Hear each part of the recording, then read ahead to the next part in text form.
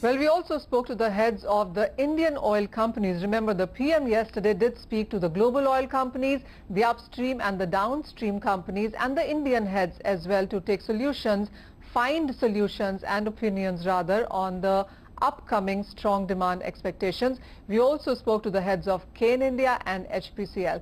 Let's listen into that conversation.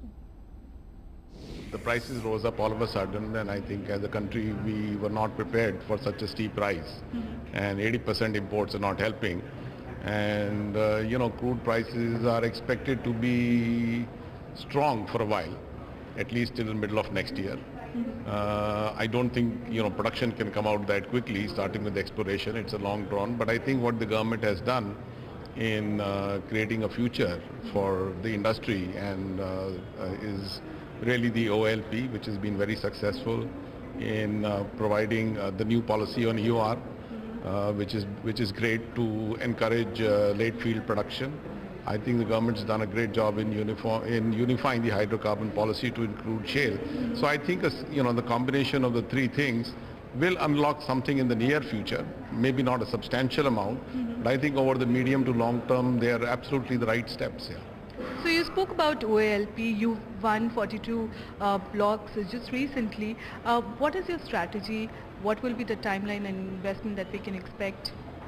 Well, in just the exploration phase, we think that the investment is going to be about $1 billion.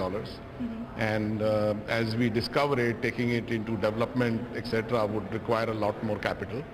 Our balance sheet is very well funded to do that.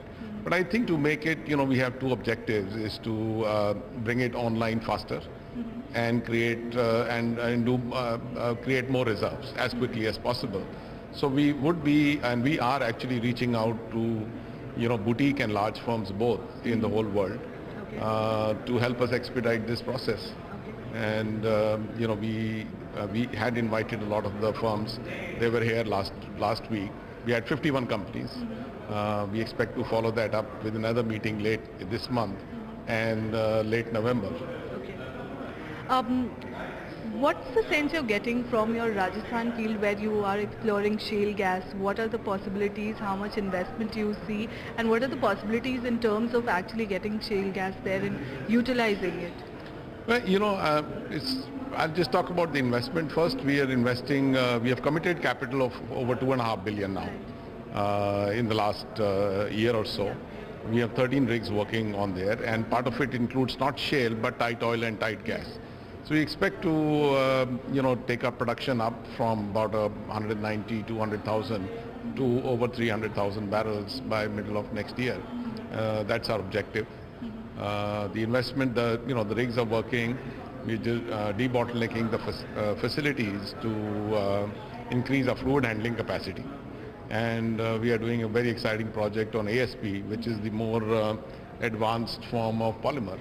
So it's the single largest project of its kind in the world, and we are very excited to have it come alive. Okay. Coming to production sharing contract, what is the status with regards to Rajasthan bid? Because now it's in the High Court, I understand. What will be the next move? Well, we are working with the government. I mean, they had requested us for a lot of information, and as they're required to do due diligence prior to that. So all that has been submitted to the government, and we expect to hear from them pretty quick soon.